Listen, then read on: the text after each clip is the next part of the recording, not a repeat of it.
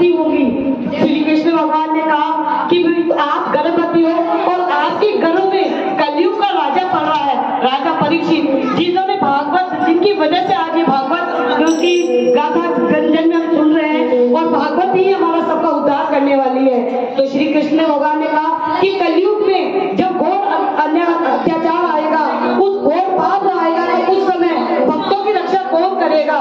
तो उत्तरा आपको उस समय जन्म लेकर के उन भक्तों का उद्धार करना है। तो कलयुग के दो देवता है, श्री श्याम बाबा एवं उत्तरा, जो नारायणी के रूप में 750 वर्ष पहले हिसार में जन्म लिया।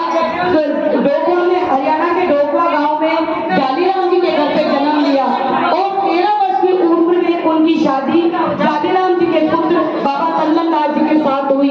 और 14 वर्ष की उम्र में जब वो गोना होकर जा रहे थे तो तल्लन बाबा जी युद्ध करते हुए वीर गति को प्राप्त हुए और उसी समय वो सती हुई और झुंझुनू में आज वो विराज रही है। हिसार में उनका विवाह हुआ, तब देवसर की पहाड़ियों में जब युद्ध हुआ था वहां पर वो सती हुए और आज झुंझुनू में विराज रही है कलयुग अवतारनी। तो हम सब आज उनकी गाथा करने जा रहे हैं, उनकी कथा हम सब लोग करने जा रहे हैं।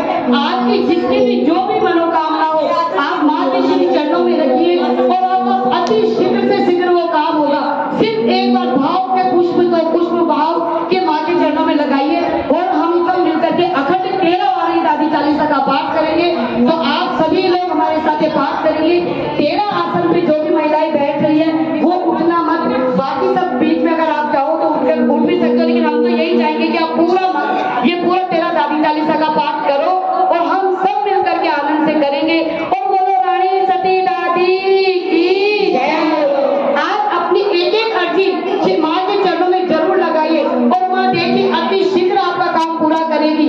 और जब आपका काम पूरा हो जाए तो सिर्फ माँ के आप झुंझुनू जा सकते तो झुंझुनू, नहीं तो जयपुर में 11 मंदिर बने हुए हैं, किसी भी मंदिर में आप जाकर के चूड़ा और चुनरी सुहाग का सामान आप अपनी इच्छा अनुसार वहां चढ़ा करके आ सकते हैं। सिर्फ माँ के भाव को अर्पण करना है। और देखिए माँ कैसे माँ चमत्कार दिखाती है, माँ कलयुग अवतारनी है। तो अति शीघ्र ये काम, क्योंकि माँ है, पिता को तो फिर भी थोड़े से कठोर होते हैं कि भाई थोड़ा सा टाइम लगता है, लेकिन माँ ममतामयी होती है तो अति शीघ्र हमारा काम करेगी। बोलो रानी